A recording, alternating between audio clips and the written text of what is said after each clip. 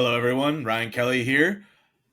Secondaries are officially out as of yesterday, June 27th. This is my 12th or 13th cycle doing secondaries, so I promise you it will be okay. And in about a month, everything will be over. But for now, we got to put our heads down, we got to get a lot of work done, and we got to focus on not only which secondaries have come out, but which ones have changed from prior years and how we're going to handle all of the most common questions that appear in the essays. One thing I wanted to talk about right away was a trend I've been noticing in some of the earliest schools that have been released.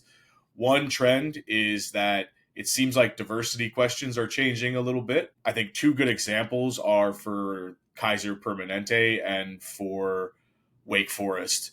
So Wake Forest is the kind of school that just sort of changed the wording of the prompt, where they got rid of things about barriers and disadvantages and aren't using any of the sort of DEI charged terms that we've seen in the past. And instead, they're just asking about how you're going to contribute to healthcare for all.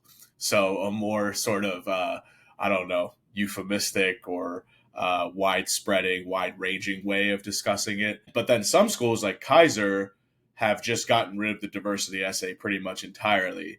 And instead, they've replaced it with an essay that's about being an innovator, being a leader, being a creator, which for some people you might still be able to talk about issues of diversity, but for other people it may mean rewriting a new essay that you didn't have before or something like that. So that's one trend, and I think we'll continue to see that, maybe just because of the political climate.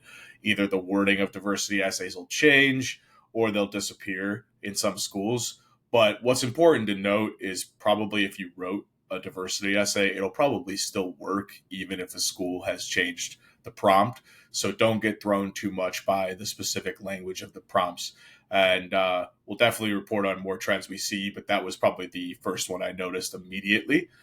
So look out for that.